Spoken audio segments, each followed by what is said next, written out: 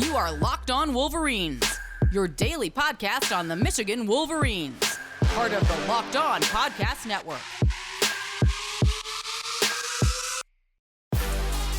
Happy Thursday again. Locked On Wolverines podcast, part of the Locked On Podcast Network, where it's your team every day. I am your man on the ground, Isaiah Hull, publisher of Wolverines Wire through USA Today Sports Media Group.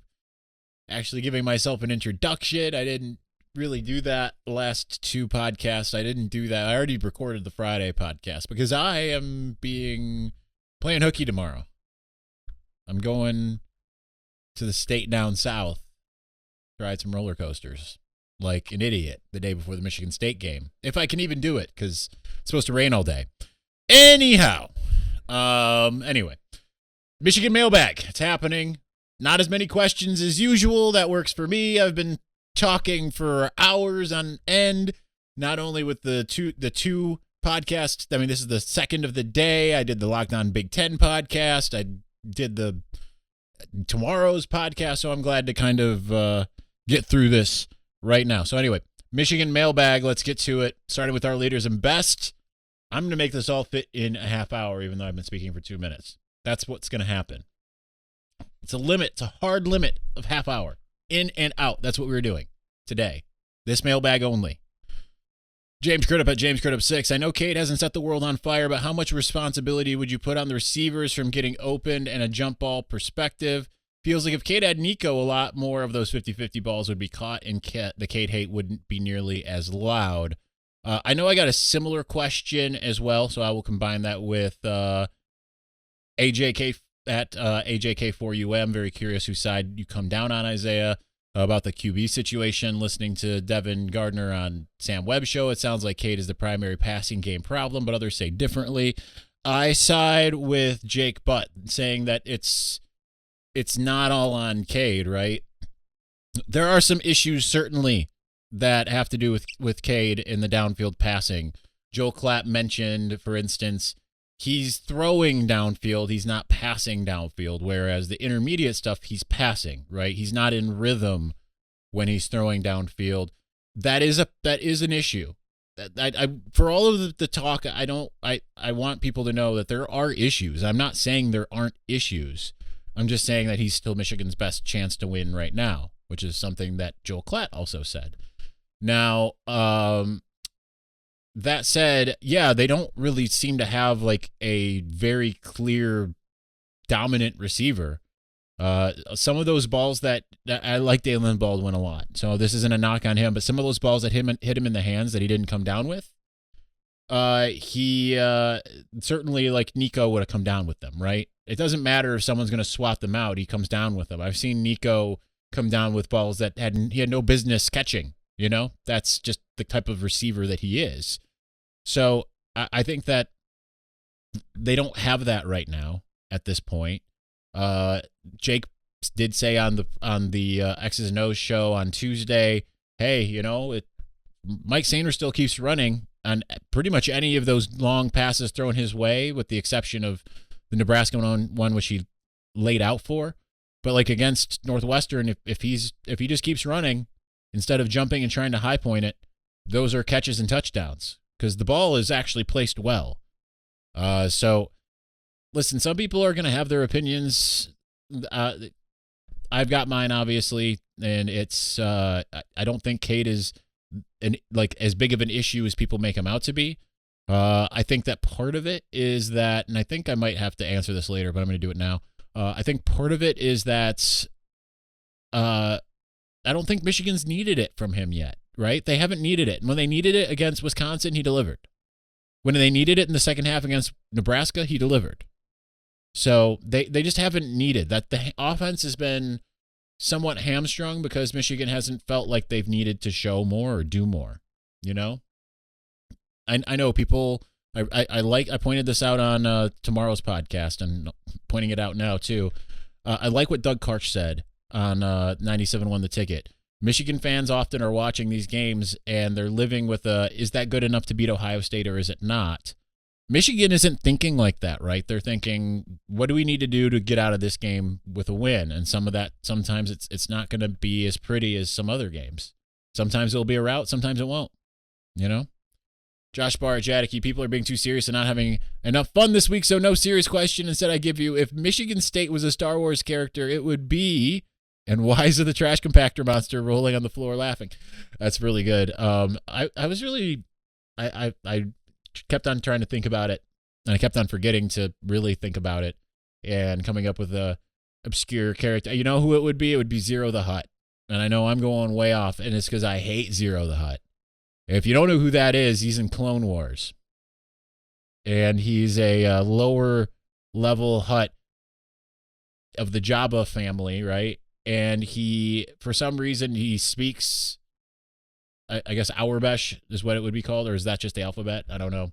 But he speaks basic. He speaks basic instead of Huttese.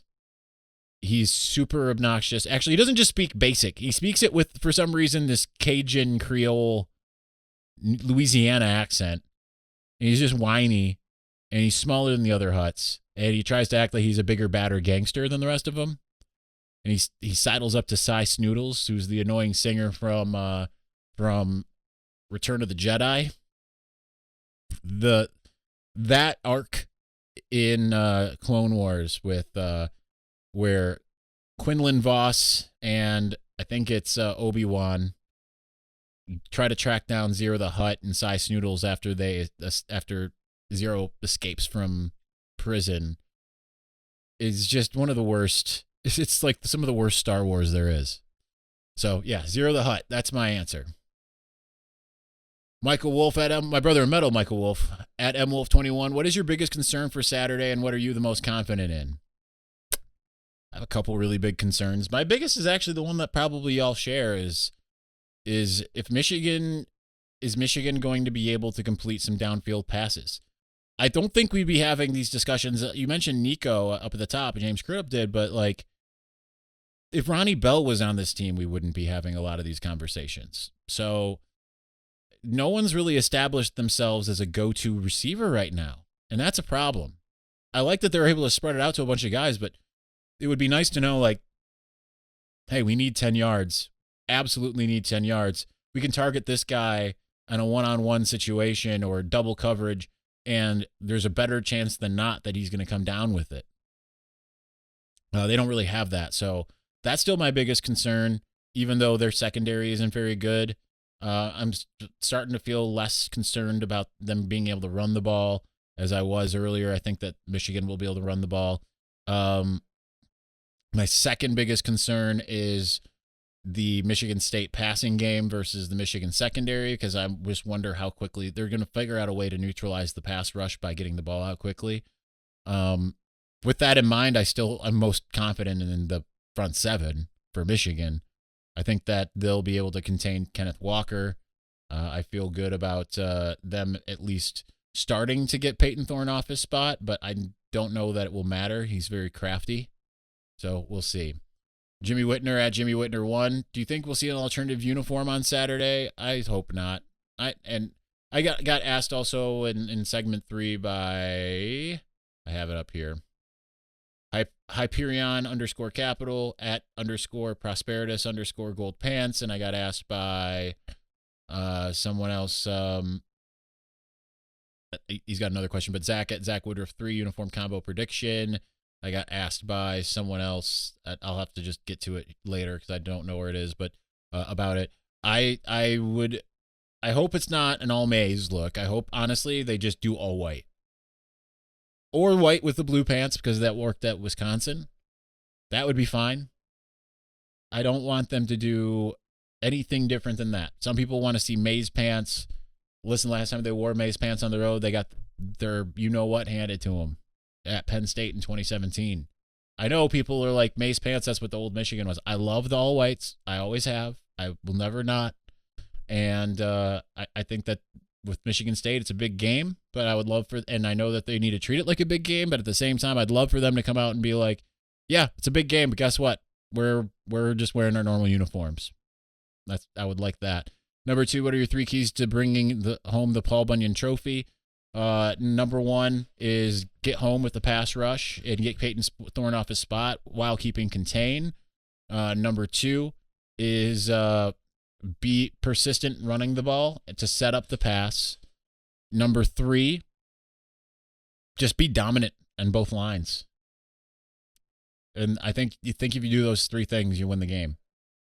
Dominate on both lines. I think Michigan has the better lines on both sides.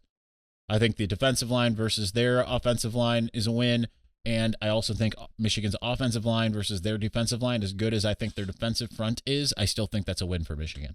So, number three, if Michigan wins on Saturday, what will the next game that the media will say if Jim does not win, he should stay? National media keeps moving the goalpost. Should he stay? What next win should he stay? It'll be Penn State.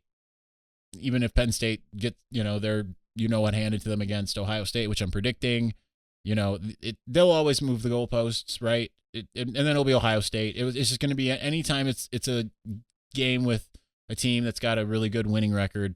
Indiana won't have a winning record when Michigan plays them. I doubt Maryland will. It's going to just be those two games. So we will see. KRT at FarmerK84. If Michigan wins the coin toss on Saturday, should they take the ball or defer to the second half, and why? I like deferring personally because the interesting thing that happens when you defer the ball is if you get the last possession of the first half, it's almost like you've got an extra possession, right? Even though maybe it's not necessarily true. But say it's like a tie game. Michigan's got the ball with 2 minutes left to end the first half, and they go and score a touchdown. Then they get the ball again, and then they can go and score another touchdown. It's almost like the halftime's almost like a turnover.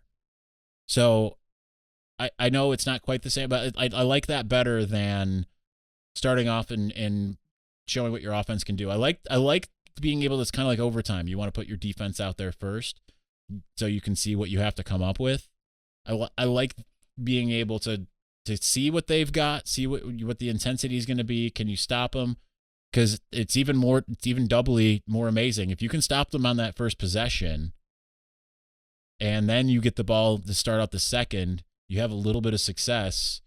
I mean, you can really put the game away right then and there in a way. Break their backs when maybe it wasn't going to be the case.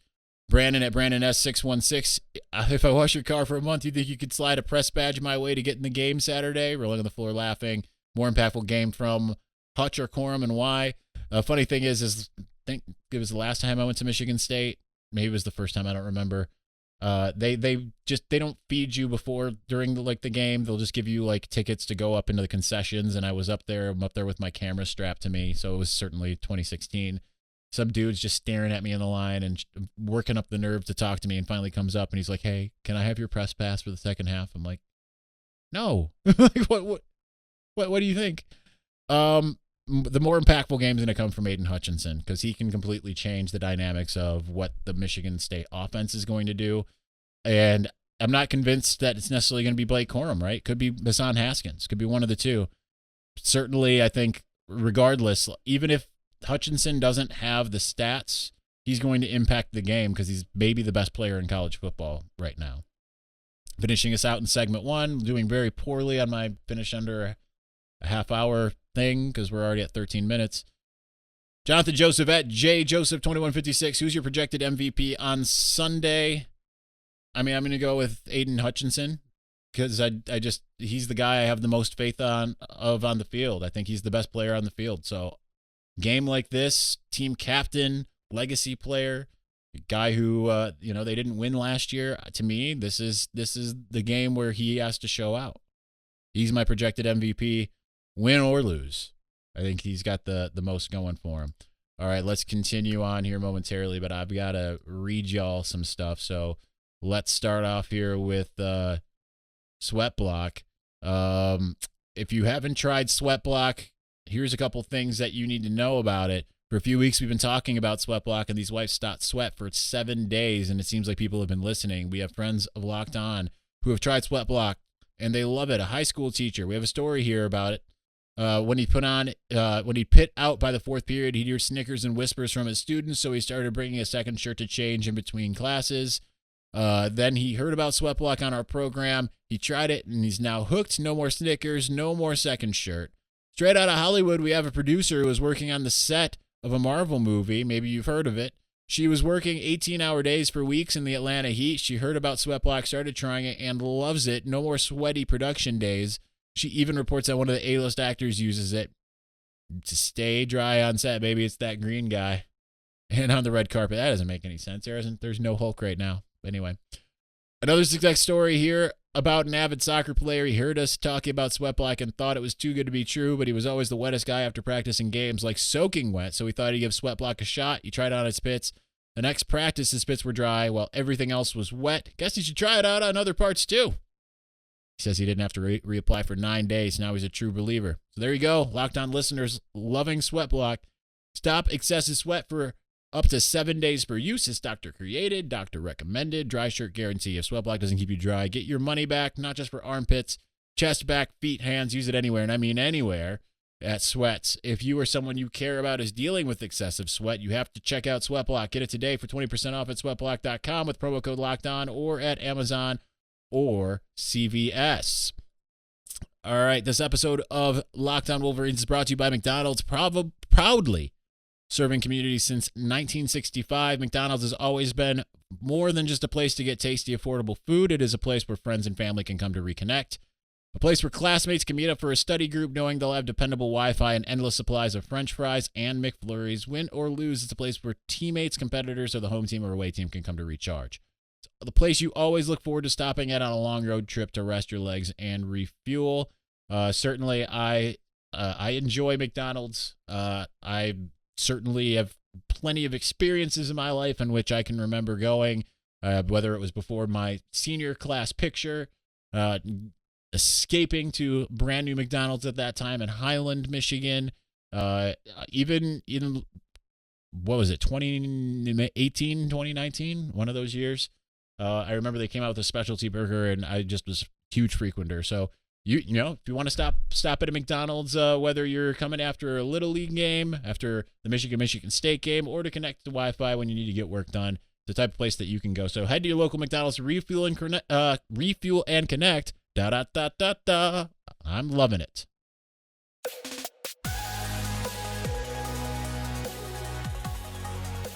All right, that took 17 minutes, so I don't see how I'm going to get this done in another 13. So, I'm going to have to be a little bit more truncated here if I can, or take a break between the, whatever. It is what it is. We're going to get loopy here because I've been doing this since like 9 o'clock in the morning. So, anyway, all right, I answered you a JK for UM, so on to Mark Zimke at Mark Zimke. Do you have any interesting stories about shooting photos on the sidelines, like players falling into you, broken gear, or meeting unlikely individuals? I have thankfully avoided players falling into me, and I have not broken any gear aside from the Michigan State 2017 game when I didn't have rain covers for my cameras. All 3 cameras I had on me were broken after the game. Unfortunately, 2 of them worked for a little while, but meeting interesting people has been the thing, right? Like, I've met so many people on the sidelines, from the Sklar brothers to Tom Crean and I have become, I don't want to say close, but friendly. I was surprised this last time. I hadn't seen him in a while, and he was excited to see me. It's, the basketball guys, learning that, I partake in basketball stuff, but at the same time, it's not the same as football, and finding out they all know exactly who I am, that's always interesting. You see just so many different people, from Aaron Judge, Derek Jeter. He's been at several games. I can't remember the guy's name. He plays Jamie Jam on, I think that's his name, on Parks and Rec. He's a Michigan alum. I know his name. It's John something. I can't think of it offhand. So there's so many different people that even Michigan State in 2016, for some reason, Plaxico Burress was being really friendly to me. I don't know why. He was just like wanted to talk to me. So Yeah, it's interesting being down on the sidelines. You never know who you're going to see. I met Adam Richmond from Man versus Food at the Penn State game in 2019. Yeah, so it's I love being down there. It's a different energy. Chase Glasser via Instagram. See, I told you I was going to get loopy. I already am. Since NIU, Cade is 4 for 12 on passes of over 20 yards. 2 of the 4 an impressive catch and an underthrow by Roman Wilson against Wisconsin. And Sainer still laying out to catch an overthrown ball, which should have been a score against Nebraska. The other 2 were a flea flicker and the corner route to Baldwin. On Saturday, Cade's average pass traveled 1 yard past the line of scrimmage. Cade is unambiguously the right choice to start in the present moment, but this is symptomatic of a larger problem. Can't see the current downfield passing game getting it done in East Lansing or beyond. No, they're going to need more. I don't think like the scheme kind of called for what happened for the most part in Northwestern. As Jim Harbaugh said, they were really forcing it downfield, seemingly against the Northwestern safeties, which are very good. Brandon Joseph's going to be a high-end NFL guy, but I'm not concerned for the sake of Wisconsin. It went well. Michigan really does more of the intermediate passing. They want to sustain drives, you know? They don't necessarily want the big explosive play. They're going to go for it every now and again. You can't discount the flea flicker. It worked great. And like I said earlier, you got to take the wide receivers have some culpability as well. Just because a guy's laying out for one doesn't mean he could have ran further and ran under it. You know, jumping doesn't always equal what you need to do. So, but that said, yes, it needs to be better. It has to be. What Joel Klatt said, I think, is accurate too. You know, they needed Cade to get to 7-0. They couldn't have done it with JJ, but they're not going to get to 12-0 without JJ. We'll see what happens. Jacob Chaveria at Jacob1721, 3950. If Michigan loses by 21 or more, do you can Harbaugh before he leaves the field? No. He finishes out the season. You don't just pull the ripcord, because then you're doing what? You still got Penn State and Ohio State left. You know? What happens if you lose this game by 21, but then you regroup and maybe somehow you get those 2 games? I know that probably doesn't feel likely, but no, I don't think that you pull that ripcord.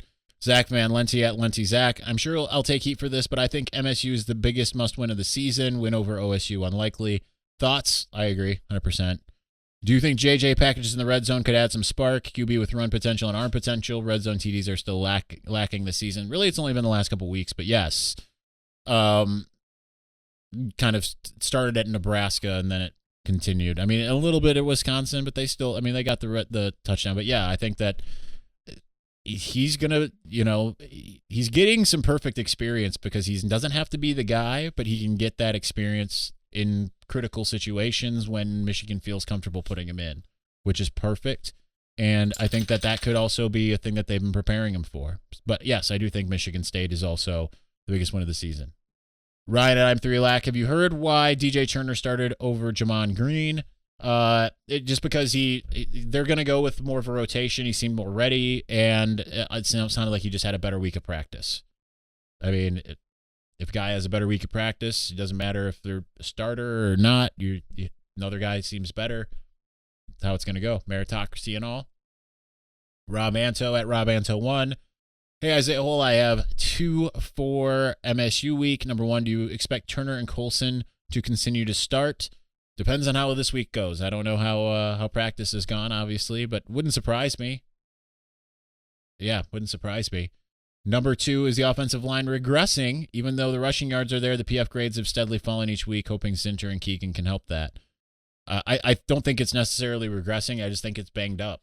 They're doing a good job with it despite it being banged up. Plus, they've played some tough fronts. I know it fell this last week, but I'm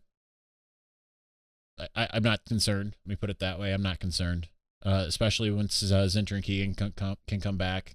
I'm just not concerned at all. Adam Kasel at Adam_Kasel. Is Sparty living #Renton free in your head this week? Yeah, absolutely. Love it still. Love that continues. Do you expect our DL to bottle up Walker? Will the DL be able to generate the pass rush they have all season to speed up Thorne and help our DBs? I did kind of already answer that, but so we'll just move on.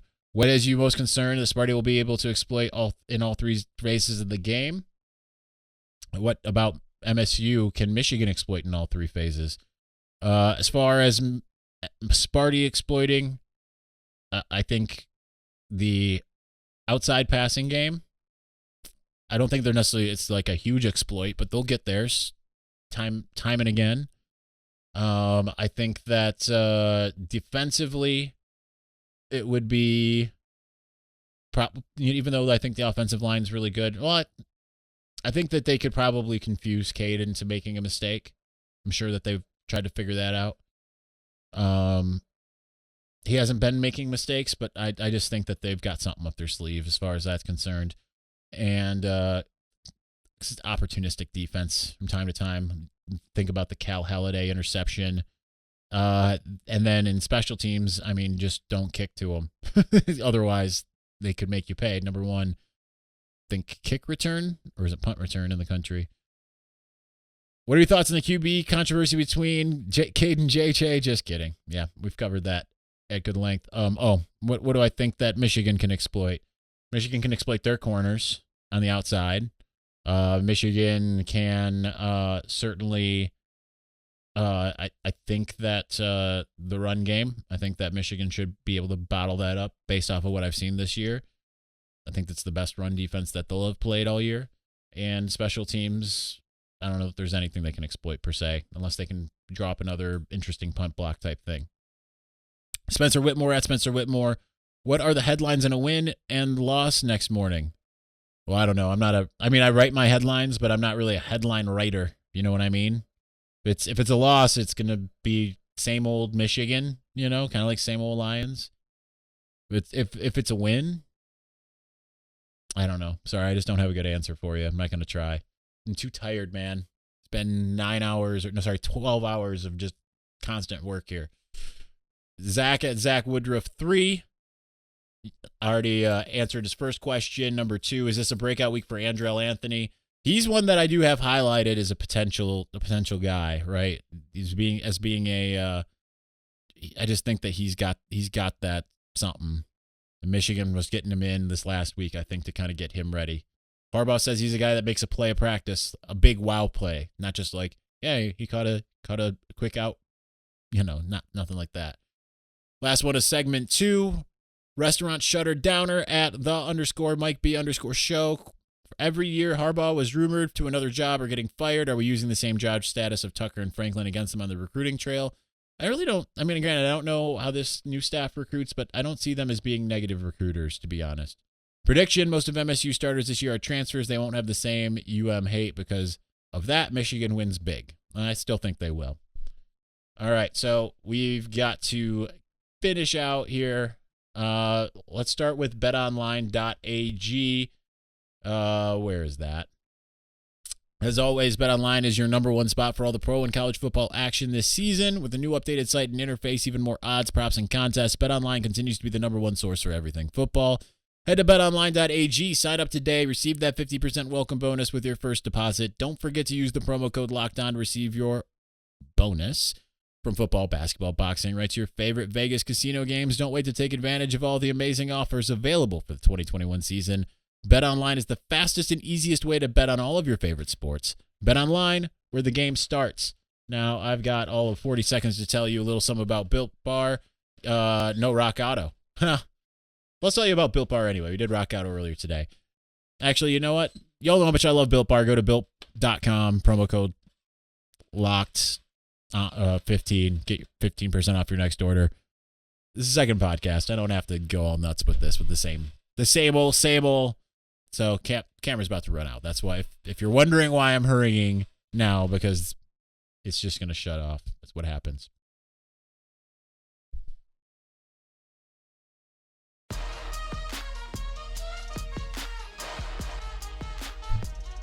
All right, we're not going to finish out strong because I've reached a level of loopiness that is untenable at this point. So we've got 7, 8 left, but I've answered a couple of these. Anyway, start with Nathan Binder via Instagram. He says, "Hey, Isaiah, love your stuff. Thank you. Appreciate it.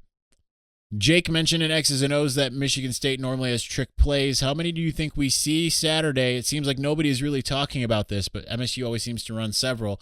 We'll definitely see some because they've been running them this year at least once a week. They love the flea flicker. They ran a flea flicker last week that didn't work, and then they ran the reverse to the toss to the tight end who threw it to Peyton Thorne. Yeah, you got to be on high alert. They're certainly going to be trying to use misdirection to try to get Michigan because that's the only time Michigan's defense hasn't looked stellar, really, truly." Randy Gensterblum at RL Gensterblum.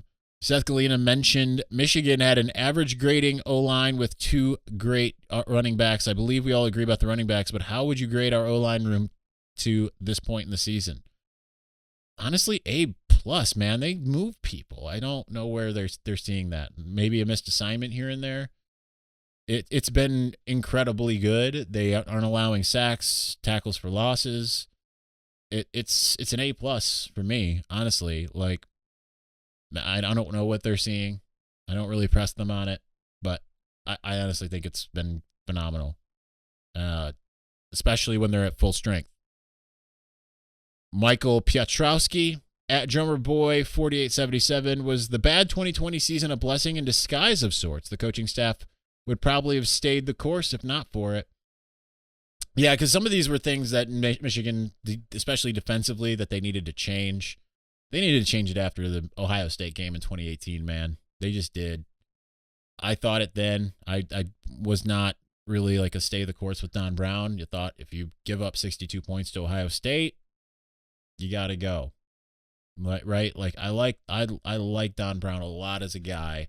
In a lot of ways, I like him as a coach, but he started getting figured out there. And then, so yeah. Anyway, I think it was because I think it also made the guys more hungry. They were certainly, like we've heard from multiple players now, that they were overlooking MSU. You know, it just seems like that this is the type of thing that they needed, a little kick in the. I keep on saying, you know what? That's how you know that I've been working all day. So, anyway, Abraham Justice at Mr. Abe Justice. I have a bad feeling this will be a classic Harbaugh game where he just barely loses, like the 2012 NFC Championship game, the 2013 Super Bowl, 2014 NFC Championship, 2015 MSU. Your thoughts? No, because I think that going into Wisconsin, that was the game, I think, where that was the danger. And this was some inside info, but Harbaugh challenged the offensive staff after Rutgers and said, nope, we're not doing that. You guys got to be way more creative. So that's, I can't imagine that they're going into this game underprepared. They've talked so much about being prepared. Harbaugh's talked about if you prepare right, then you have no reason to be nervous. I think that's how it is. So I don't think that's personally going to be the case. Maybe it is because you play games for the reason. Maybe Michigan State's more prepared. I don't know, but maybe Mel Tucker is just that good of a coach. We'll see. You know, that will be settled on the field. There's no guarantees in any game, but I don't think it's quite the same. Personally, I think these guys are up for it, but maybe road game. MSU hates Michigan so much. Never know. JT at Vaunted JT. Every week we see new players to step up and stand out. Who do you feel is that player this week? I said Andrell Anthony based off of the question earlier. I'm going to stick with him, and I'm going to add Dalen Baldwin. I think Dalen's been right there, man, right there. They need those outside guys, and I think that's why we're working in Andrell, because I think that they feel like they could have something against Michigan State. Here's a little more inside info. They were working a lot on Michigan State during the bye week. Not that that's a big surprise, but for those who act like, oh, hey, Michigan State just had a bye week, they got to spend the entire time working for Michigan. Well, guess what? 2 weeks ago, Michigan had a bye week, and they had Northwestern coming up. They were able to spend the entire time working on Michigan State. So Egg Shen, bus driver at Greg's Korean Barbecue. Your favorite Halloween costume growing up? I wasn't really allowed to celebrate Halloween because I was in a very, very Christian household. Like, I wasn't allowed to watch G.I. Joe, anything with any kind of violence. But I dressed up as Superman all the time regardless, so that would probably be it. And probably my favorite otherwise, I can remember, I think, going as a pirate. And then in 8th grade, after I transferred to from Christian schools to public school, I went as Jimi Hendrix. And I don't think, like, not everyone was dressed up, but I was like, I don't care if everyone's going to be dressed up. I'm going to dress up, and I'm going to be Jimi Hendrix, and it was awesome. Darth Slay to finish us out at Darth_Slay. How different would Harbaugh's tenure be viewed if JT was actually called short? For some, it wouldn't be, right? Because, like, it would have gone the other way, right? Like, well, you know, it took a fluky play to, you know, or whatever, and they just called it Michigan's way. It would have been different if it's Michigan's luck. I think more so that year was injuries. If Michigan was healthy, I think Michigan would have beat Ohio State the same way it beat Penn State. Ohio State couldn't do anything offensively until the last drive, right? Nothing. And Michigan's offense was outplaying. It just didn't work out. So how different do I think things would be? I mean, I still think Paul Feinbaum would be out there saying the same kind of having the same dumb rhetoric he already has, right? But at least they would have, you know, Indy college football playoff, but it would still be, if they say they didn't get back, same narrative. That's the thing. I still think it would be the same narrative because you want to know why?